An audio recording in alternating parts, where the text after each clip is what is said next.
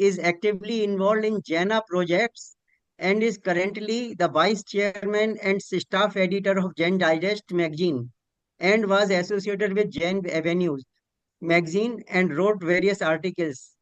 Her published work has focused on the area of Jain history, art, and karma. Her deep interest lies in highlighting the contribution of Jains in various fields. She is currently engaged in finalizing the book on significant contribution of Jainism to the world. Her topic is past life regression and reincarnation. Now I request Dr. Dhyuti, please eh, give your talk, please. Thank you, Dr. Najin. Good morning and Jai Jinendra to all.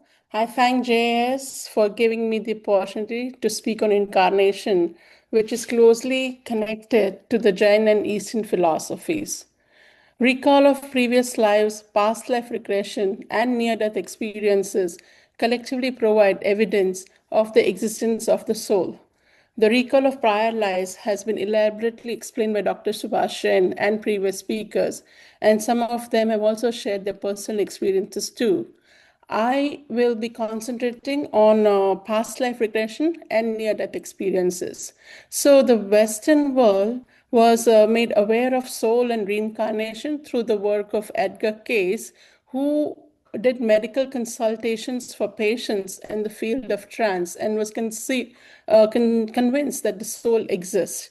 And now past life therapy is a worldwide phenomena practiced mainly by psychotherapists, and people come to them to solve their therapy problems and have found satisfaction in the therapy.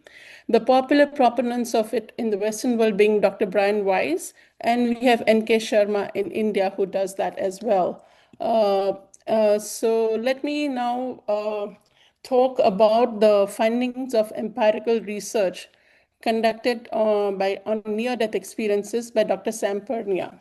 He, in his recent book in Lucid Dying, published in 2024, has done a survey of revived patients at Langone Hospital in NYU, and he's also the director of a critical care and resuscitation team in NYU.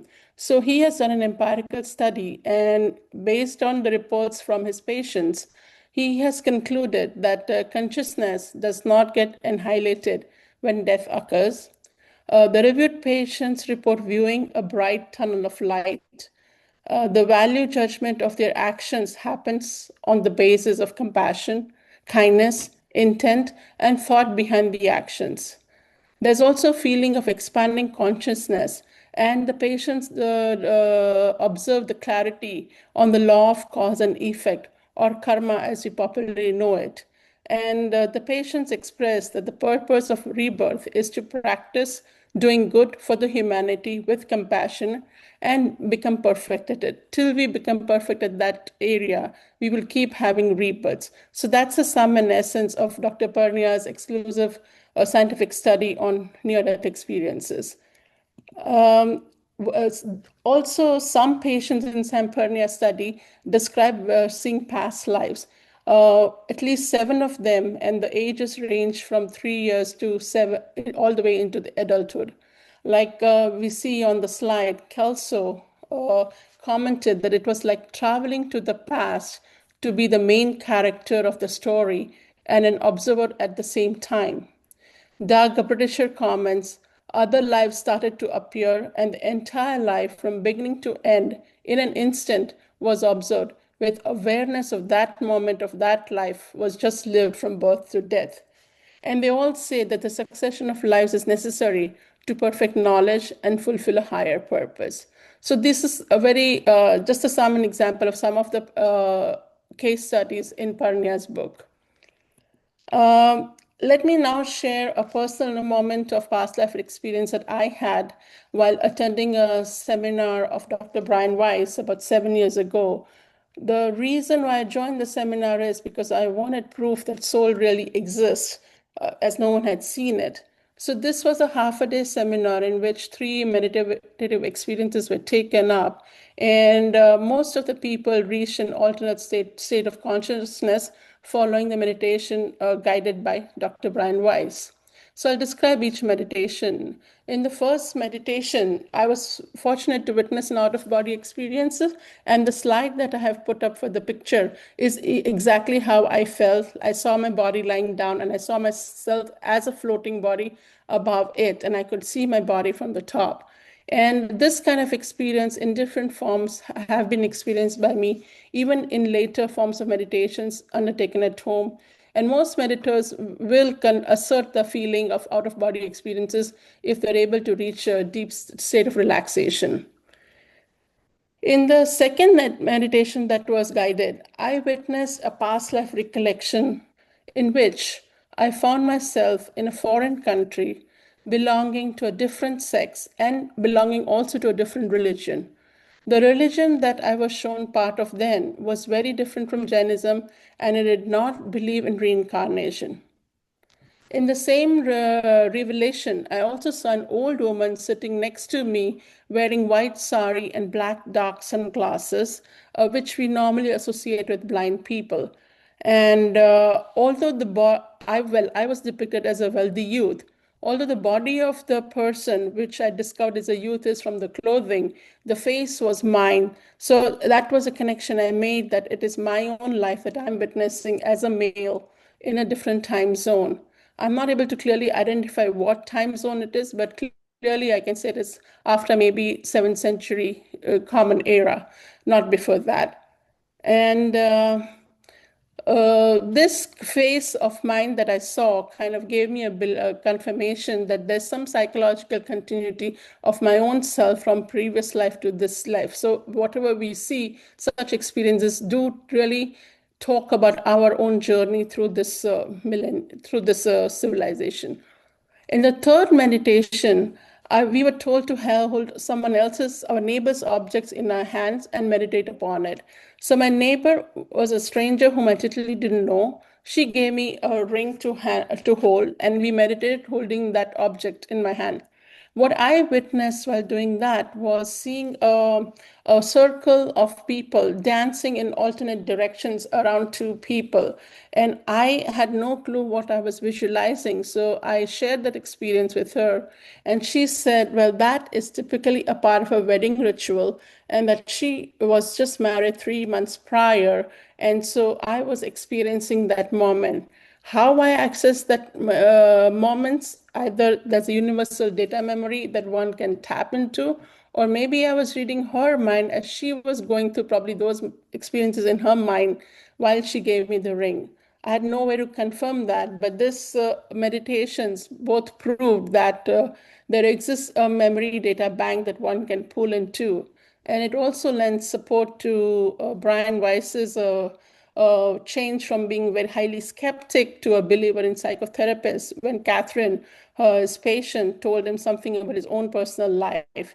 And this neighbor, I don't know her name. I've never met her before. I don't know anything about her culture, but I was just, like kind of, I could just feel that moment real associated with the wedding ring. So that was one great, sense of comfort from that meditation, that soul exists and memory exists. And what also happened in the third meditation was that the old lady that I had witnessed sitting next to me while I was depicted as a wealthy youth, she, in my third meditation, became clear to me, was associated as my mother in this life. And it kind of explained to me some of the emotional issues I'd been having with my mother. And I realized something about my actions that impacted her behavior towards me in this life. And from that day onward, like I was able to let go of that negative emotions and move on, because I could understand why someone was behaving with me or why I'm in the situation as compared to my other siblings. So this session with Brian Weiss really confirmed my existence of soul. And in the seminar, there were no leading questions by the hypnotist, because there were over 1,500 to 2,000 people, all performing a group meditation. And several meditators shared their experiences after that. Some more, quite a few talking about feeling the out of body, and some very deep moments. So this was a session which was not one-on-one, where a patient can kind of influence your thoughts or plant thoughts, which is often a criticism given to past life therapists that they do that. But this was totally an have not been ever experienced a past life regression before. So it was totally something that I have never ever felt it before. And it was a very, very strong experience for me. And attending the seminar had been a turning point in my life, I would say. So that's something that I wanted to share with the group, which I've never shared before. But I thought the moment would be, it's a great moment to kind of explain how everyone feels differently and has stories to tell. The next way we'd like to talk, I would like to address some of the criticisms that people in past life regression go for. They often talk about cultural bias, like, especially in case of Stevenson's case, where people say that he has gone only to India to study cases which already believes in these concepts. And so it's more likely that, close family members have planted these thoughts into them. As to address this, I'd like to draw an attention to Reincarnation International magazine in the UK, which talks about cases of Britishers coming from Christianity, faith, Judaism, faith, believing in spiritualism, and who traditionally do not believe in reincarnation. The geographical region covered here covers Spain, Russia, Egypt, and Tibet. And Tony Walter, by reviewing this case, came across a girl who mentioned that she was supported by several other individuals in the past, meaning like not just one person's reference, but a lot, many connections she was able to expose. So Tony and his colleague Helen Waterhouse conducted 35 unstructured interviews of candidates from West England, specifically excluding people from Hindu, Buddhism, Hindu, Eastern faith, Sikh, so that the concept of reincarnation influencing their thoughts is removed. And they found that the patients who came to them really came to kind of solve the problem that they're facing right now, not wanting to know more about what happened previously. So people have been taking studies to kind of, do an objective analysis of past life for experiences and visions. And let's now address the case of psychological continuity, which is often expressed that how do we know that we are the same people we're seeing in your dreams or in your regression analysis? So to that, I would say that though we have no memories of our earliest infancy, it does not mean that we are not the same person. Patients with memory impairment, as in Alzheimer's, have few, if any, memories of their lives. But again, that does not mean that they are not the same person. Thus, forgotten memories can belong to current or previous lives too. And witnessing my face in my male youth is, as I said earlier, was a proof for my own psychological continuity. Now, some people say that cryptomnesia is seen in past life regression. But if I see the definition of cryptomnesia, it suggests an implicit memory being related as a new event. However, they do believe that this had happened in the past. So the way I look at it is it lends support to the theory of past life experiences and not against it. Plato in his Phaedo, was intrigued by some people's abilities to do certain things that he felt was not possible to learn in one life. So he also suggested that there has to be many lives and many incarnations for someone to be an expert violinist or a scientist or in any other field of expertise that they are in.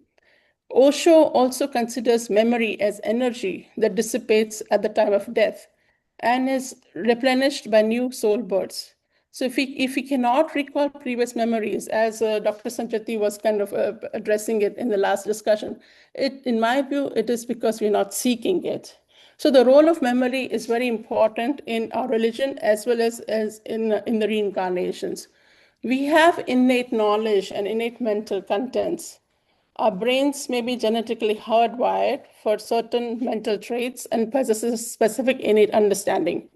Memory blocks were perceived by Sam Pernia in the individuals that he तो studied. Unmute हो जाए वो तो mute हो जा रहा है देखो अब चला गया वो अब चला गया नाउ अब आपकी बातें हमें अब वो ठीक हो गया This helps वो them जी जरा proceed peacefully into the new life as they have started the new journey and need to have some distance to reduce the negative emotions. And what does our giant philosophy say about memory?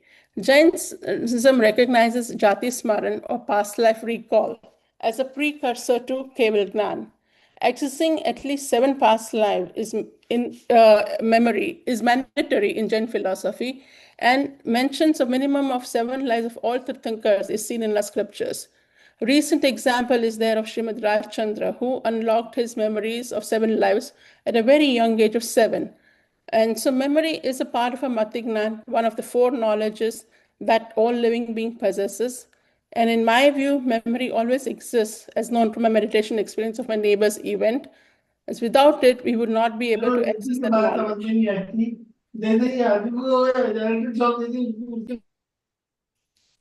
The theory of cause and effect of karma would also fail if memory didn't exist. Soul in its liberated state is also all-knowing, alluding to the fact that memory always exists. So this is how I would address some of the criticisms against past life regression. Now, some of the scientists who have been studying very deeply into this subject have identified the soul likely as a gamma ray or electromagnetic field, and I would just like to briefly touch upon that. There's a study of Nenad Seston, who studied 35 brains of slaughtered pigs and found brain activity 4 years after they had been decapitated. And once, when they were flushed with brain fluids, they started showing metabolic activity, showing that the synapses are being fired. So this was a major study that influenced the Parnia study too as well, and his belief in soul as a gamma ray. Now, Jim Borigin is another University of Michigan expert who witnessed a dying patient and noticed that 5 minutes before and after the death of the person, a lot of high frequency gamma rays were observed by him, and it continued for another 6 to 7 minutes, which was also confirmed by Pernia in his study too. And Pernia confirms that in his view, there's high frequency electric signals called gamma waves, which in the parts of the brain that scientists consider a hot zone for consciousness became dramatically alive. And in one section, the signals remained detectable for more than 6 minutes. They were there and they were much higher than before the patient ventilator was removed. So all this provides, in the recent researches, that they are identifying the activity of the brain after the death as something akin to the gamma rays. So I was interested in expanding this concept with the philosophy of Jainism and see where we stand on that. Here's a photo of brains emitting photons, recently published in Scientific American, based on a research done in a university in Ontario. I would suspect that they've just studied the brain, but probably the whole body is emitting the photons, which kind of is akin to the Sukshma Sharir that we identify in Jainism. And my guess is that the highest frequency of vibration of the photons probably is what our Jain literature, alleged it as alesia, and the Shukla lesha is the highest frequency lesha, which one needs to liberate itself. And one curious thing about the waves is that amplitude modulation of waves is possible in gamma rays. And so if you look at this lowest level, it's the amplitude transformation of data. It is also used currently to transmit visuals in television, whereas audios go by the frequency waves. So if you see this red kind of a wave check mark, the waves are modulated in the same form over here. So I suspect that when we see the liberated soul in the 2/3 of its shape, it kind of retains the original shape. The gamma rays retain the original shape of the figure, taking the information with them. And that's why our scriptures showed them in the last meditative pose that they were observed in. So that was kind of a new thing that I wanted to share. And I'll try to do a brief concept, comparison as to how I feel soul could be gamma ray, karmas could be the electrons of the iron bonds. And when liberation happens, discharge of ions happen, and rebirth happens when we reload that karma and data reloading. The movement for a liberated soul is in upward direction, which we observed in gamma ray jet streams of a dying star or through ionization. Shape we've already talked about. And trigger, I would say, is the desire or the thought that kind of sparks the electrical activity. On the sort of electrical activity, magnetic activity follows, and that's how we kind of have karma asra. Obviously, this is my rudimentary comparison and explanation, but I thought it might give a good, conceptual roadmap for future Good. researchers and integrative Yes. studies in this Yes. area. And the Yes. overall Please, purpose, please as sum up. Sam has Yes, said, please. sorry? Please sum up. Sum up, please. Yes, is higher purpose of life, as indicated by Sam Pernia, that we keep coming back. And the future research, I would assume, I have some queries we can come up in discussion for suicidal death and Pret Yoni. And future areas of research, I would request the group to take it in past life regressions, Medita's experience and near-death experiences, as also shared by Ashok Jain, Sanchiti Saab, and others, Subhash Jain, others in the previous lectures. So that's about it. I thank you everyone for your time and for the opportunity to share, and Mechamedakram to all. Thank you. Thank you very much for nice presentation and your personal experience. This is the first-hand information we are getting from you. And now our ये please slide हटा लीजिए. हाँ, Yeah. हाँ, हाँ. Now our next speaker is Dr. Dev Kumar Saab. Dev Kumar Saab, can you hear me? Dev Kumar Saab? अभी तक वो जुड़े नहीं है। Oh, okay. So उनको I क्या have है already given. हाँ, आप मोदी I सर को ले सकते हैं। I have already introduced Dr. Madan Modi Saab. Now I request him to deliver his talk on this topic. I repeat the topic. Uh, Hello. yes. Hello. Uh, Can you listen me? yes. आपको We सुनाई दे can रही है hear. आवाज? आ रही है आवाज आ रही है आप शुरू करिए. अच्छा, थैंक यू। जय जयेंद्र सभी को। I will be speaking on various views, scientific views about rebirth and reincarnation. Rebirth and reincarnation are philosophical concepts which have never been studied in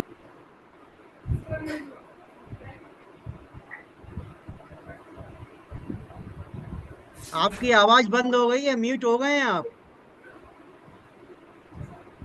unmute कर लीजिए. ये पूर्वी जी आप अनम्यूट कर सकती हैं उन्हें.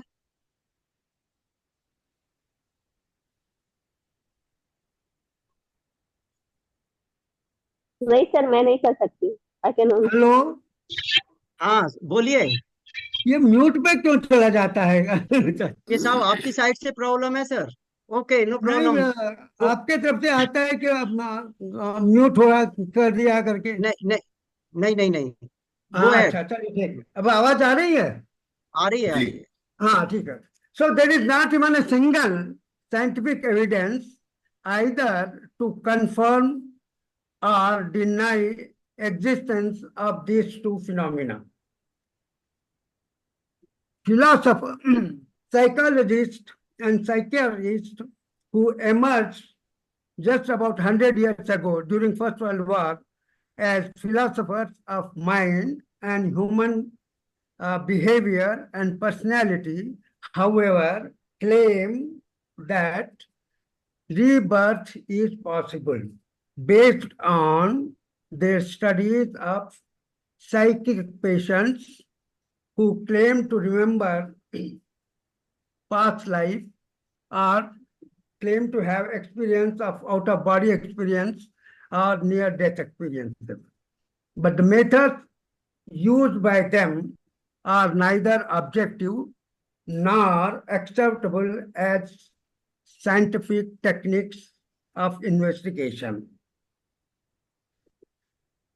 The problem of rebirth and incarnation and reincarnation actually emerged from research on the research to answer the questions, the common questions like who we are and what and where we'll go after death.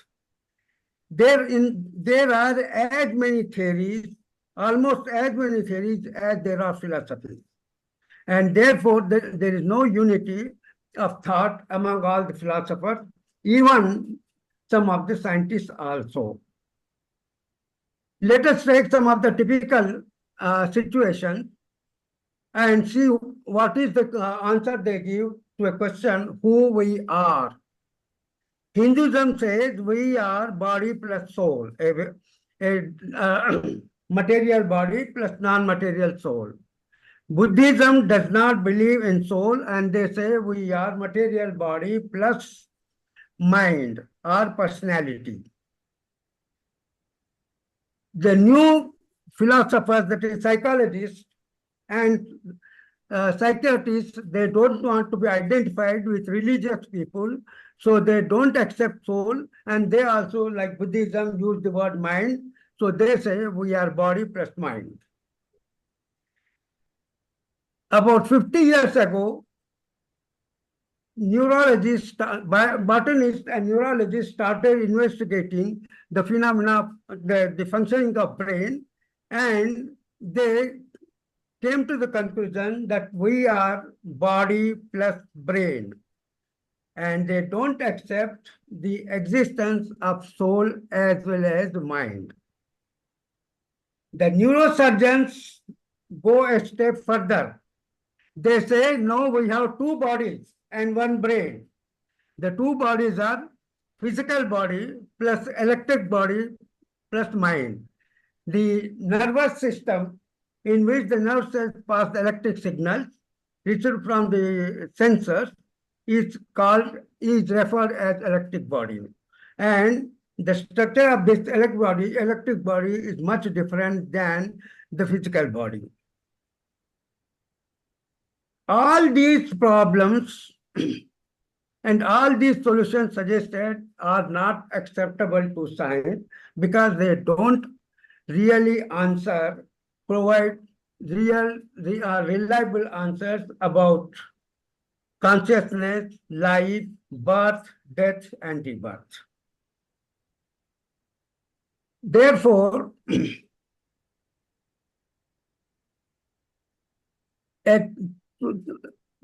apart from these the 5 views, there are two different views. There are two views which are different, entirely different from these 5, and those two views can provide a reliable theoretical explanation for possible existence of rebirth. And these two theories are, the first is the Jain theory of Jiva, and second, the physics of body. Jainism believes that soul and mind do not exist in isolation, but they form a complex system called Jiva. So Jiva represents the functions of both soul and mind. Jiva is also non-material, non-physical, but it has a shape of the body, and it is supposed to have consciousness as well as life. The soul and mind are non-physical, formless. We do not know how they are formed. Where do they exist in the body? That is, locations in the body are also not known. And how they function, how are they formed? Many questions remain unanswered, and therefore, and the primary thing is, physics does not believe anything unphysical, non-physical, that has no mass, that occupies no space, and at the same time claim to have independent existence. Such things can only be associated with matter. They cannot remain independent of matter. Therefore, science does not accept the existence of soul and mind. But science does accept the existence of jiva, which is a quantum structure. And only a structure can have consciousness and life, not pure substances like soul or mind. Jiva is, as I said, has the shape of body. if we consider, according to physics, the body is made of atoms. Atoms are in simple vacuum. 99% of at 99.99% of atom is simply empty. It contains nothing. And therefore, it resembles a microcosmic space. Like in cosmic space, we have Jiv Dravya and Pudgal Dravya. We can assume that this atom also has a electromagnetic field similar to Jiv Dravya and a material part concentrated at the center, which we can call as Pudgal. So thus we can imagine an atom very similar to large-scale cosmic space. This is only a microscope. Now, if we compare with the concepts of Jainism about Jiva, then we find that there is a lot of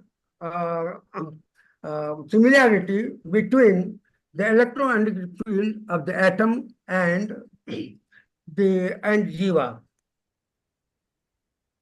Since body is made of atoms, we can say virtually body is made of small, tiny electromagnetic fields, or our body is only an electromagnetic field, each atom representing Pradesh or a field element of electromagnetic field. So according to physics, human body is not, apart from a biological system, actually is an karmic modulated or the frequency modulated electromagnetic field. Jainism calls the body radiance as Lesha. That is, our body can be represented by Lesha, and the scientists say our body can be represented by electromagnetic field. So we find a similarity between them. Now, the biologists say, and the life scientists and other scientists, they consider body as a biological system, and the emergence and the production of life and consciousness as biological effects, the results of the biological system. Whereas Jainism and physics treat body as a physical system, and this is confirmed by microbiologists. Now, microbiologists say that the cell is a quantum system, not a biological system. It is made, it is an information based on information. It is where it uses information technology and the electromagnetic fields for transmission of information to various parts of the body. So my research shows that it is possible to use these new concepts of Jiva as modulated electromagnetic field, and using the quantum principles of electromagnetic field, one can easily explain theoretically the occurrence of phenomena of birth, rebirth, and reincarnation. Before going further, I would like to point out here that Eastern philosophies make a distinction between rebirth and reincarnation, whereas Western scholars do not make any distinction. Reincarnation takes place in an object which is non-physical or having Vaikrik Sharira. They don't take any birth, they don't die, but during their lifetime, they can acquire any physical form. That is called incarnation.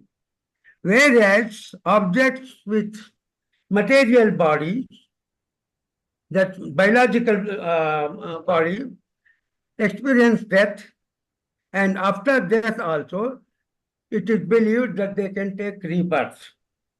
And while alive, they they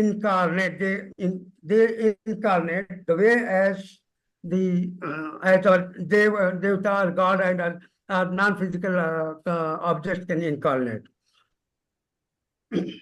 In our body, the smallest living part is cell, and the cell has very short lifetime.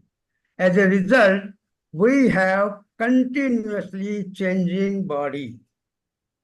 We are formed as zygote in the womb, grow as a fetus, born as infant, again grow as child, then a young man, then an old man, and may go down.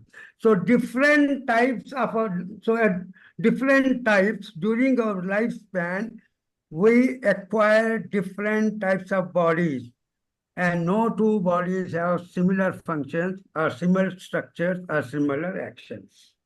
So this means while without taking birth, without experiencing death, we are changing our bodies.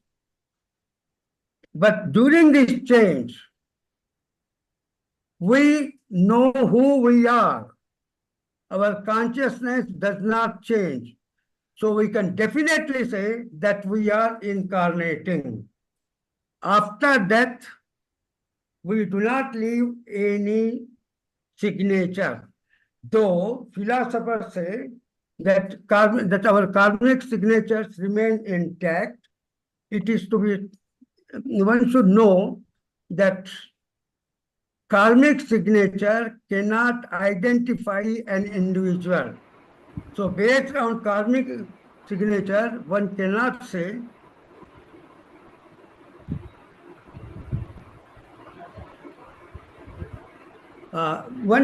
hello? Hello? Yes, yes, yes. अच्छा okay ये लेकिन ये time हो रहा है sir, ये आप थोड़ा ये इसको कंक्लूड करिए बस एक प्लीज। मिनट में मैं खत्म करूंगा और ओके। कुछ नहीं हाँ the karmas similar type of karmas can be performed by a large number of species. Therefore, karmas cannot be tagged with an individual. They can at best be tagged with a group, and that is why in Jainism we say karmas are of 14 gunasthana, and there may be large number of species in 1 to 14 gunasthana, but there is nothing, but you cannot point out a single thing. So since we cannot point out the individual, there is no tagging of the individual even after death. So even if he takes rebirth, we cannot say that a particular individual has taken birth or so. So in the end, all I can say is, instead of biology of life and death, and incarnation and consciousness, the physics of body, mind, and brain, and the physics of mind, body, and brain can yield the satisfactory results. Thank you. Thank you very much. You put your scientific opinion as well as your own interpretation. Thank you very much. Now may I call Dr. Dev Kumar Saab. Let me give a brief introduction of Dr. Dev Kumar Saab. Uh, Dr. Dev Kumar ji is a visionary scientist, a strategic administrator, and a profound Jain thinker. He has many credits during his professional life, including path-breaking research in the development and standardization of neem-coated urea. He was scientific advisor to the government of India during 2015 policy mandating 100% neem coating of area. He has he has enriched India's spiritual and philosophical discourse and delivered deep exposition on core Jain texts such as the Tar Sutra, Samaysar, Gomatsar, and Jeev Kand Chintaman. and explained complex doctrine like karma theory, Lesha, Gunasthan, taxonomy, and seven realities. He has conducted comparative studies of Jainism and science. His topic is understanding the mechanism of mundane life and transmission, transmigration in Jain philosophy. Now I request Dr. Dev Kumar Sir, give your presentation and talk.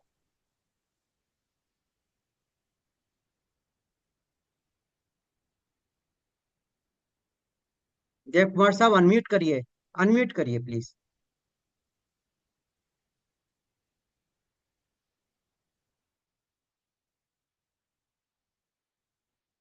Dev Kumar साहब unmute करिए।